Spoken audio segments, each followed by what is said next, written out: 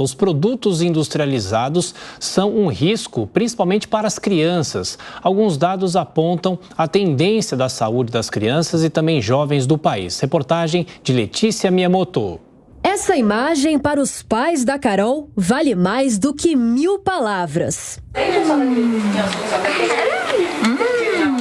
E a tão sonhada frase, dita pela pequena de apenas 3 aninhos. Respetou, sereia? Eu posso experimentar? Claro! Carol sempre foi uma criança fácil de agradar na cozinha, que se alimentava bem e aceitava provar novas opções. Mas, aos poucos, essa realidade mudou para muito pior. A mãe dela, Bárbara Eleutério, conta que, aos poucos, a família já não sabia mais o que oferecer de forma saudável à menina. Aos poucos, ela foi parando de comer carne, parando de comer arroz, parando de comer feijão, comendo só algumas coisas.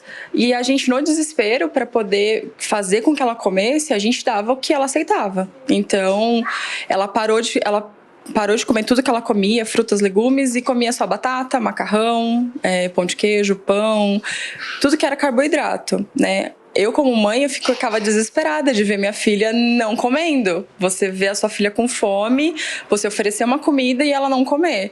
Os problemas surgiram quando Carol tinha cerca de 1 ano de idade. E apenas quando já havia completado 2 anos de vida, a família dela começou a enxergar esperança em meio à situação. A pediatra falava que era normal, que era da idade, que as crianças normalmente são seletivas, elas têm umas preferências, mas eu, como mãe, já sentia que tinha alguma coisa de errado. Então, aí a gente foi procurando mais ajuda, e aí a gente encontrou e vimos que deu certo, né? E aos poucos as coisas foram melhorando, e aí quando a gente foi ver, ela tava comendo arroz, tava comendo feijão, coisas que para as pessoas é normal, comer arroz e feijão. Mas para quem tem um filho com seletividade, uma criança comer arroz e feijão é algo que enche o coração. Agora, estes sorrisos no rosto da mãe e da filha têm um motivo pra lá de especial.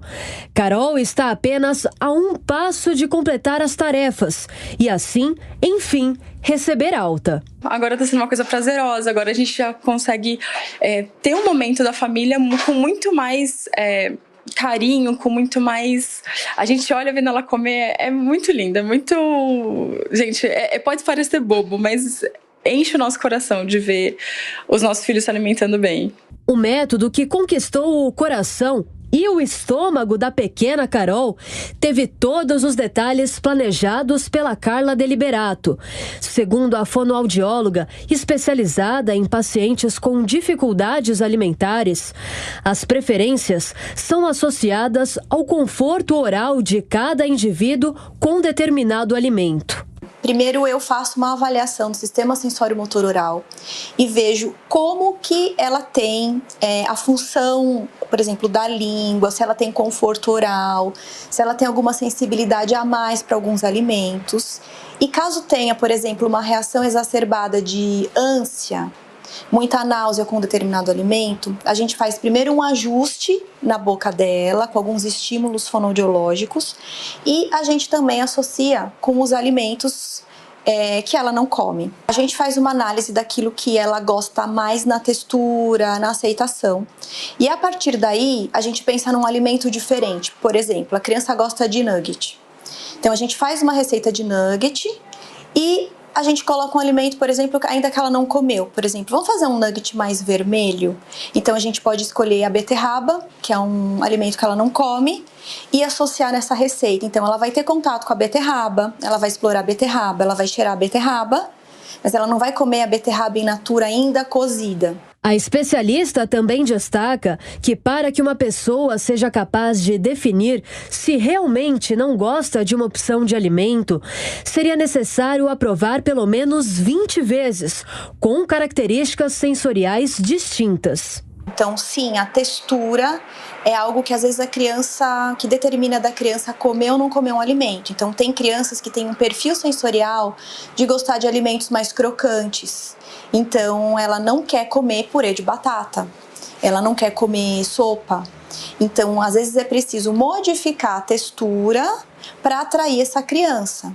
E no caso, por exemplo, de bebês, é muito comum a família querer introduzir com sopinha, com papinha, nessas texturas moles.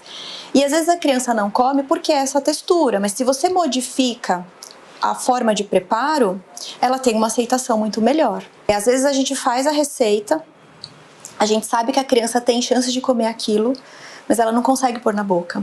Ela dá umas lambidinhas. Não tem que desistir, tem que fazer de novo. E às vezes a criança põe na boca, tira da boca e não come ainda a quantidade. Além da informação sensorial, o hábito e a oportunidade também são vistos como pontos importantes na hora da definição do paladar. O hábito, ela vai criar com o alimento. Então, eu tenho o costume de comer mexerica. Se a minha família compra mexerica, eu tenho costume. A mesma coisa com peixe. Eu não como peixe, mas a família nunca comia peixe. Não comia um peixe. Então, não vai comer sozinha, do nada. Então, tem sim a ver com hábito, com oportunidade de comer aquele alimento. Mas algumas crianças, às vezes, elas não comem. Às vezes, tem famílias que se alimentam super bem, mas elas não comem porque elas têm algumas questões sensoriais que elas não sentem prazer, não sentem conforto. As guloseimas não fazem só parte da vida dos adultos, mas claro, principalmente da garotada, que não dispensa um docinho. Dados alertam sobre a tendência da saúde das crianças e jovens no país. Segundo o Ministério da Saúde, a obesidade infantil já afeta mais de 3 milhões de crianças menores de 10 anos no Brasil.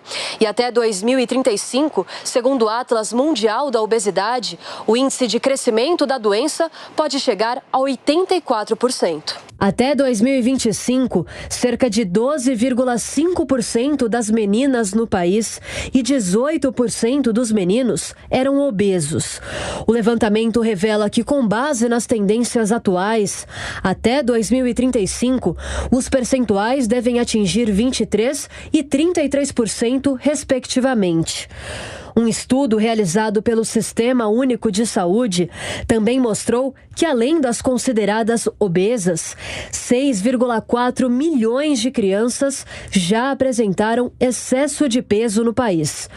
Para a nutricionista infantil Helena Seibert, são diversos os fatores que ajudam a elevar as taxas. São fatores que decorrentes da vida de hoje em dia, então menor prática de atividade física, alimentação que está cada vez mais industrializada, mais alimentos ultraprocessados, os alimentos que são minimamente processados e não processados acabam sendo consumidos em menor quantidade, e aí isso acontece por conta da vida corrida que a gente tem, principalmente nos grandes centros. Então, se a gente for olhar essas estatísticas, a gente vê que quanto mais industrializado é o lugar, quanto mais populoso e quanto mais gente tem nos lugares, maiores são as taxas de obesidade justamente por conta disso.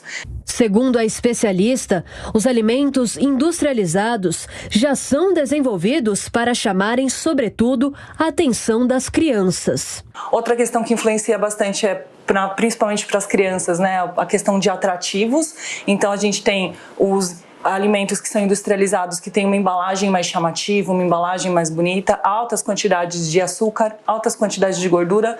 Isso tudo tem uma maior palatabilidade e aí as crianças sentem mais vontade de comer esses alimentos. A nutricionista também avalia as consequências a curto e a longo prazo sobre a tendência de consumo no país.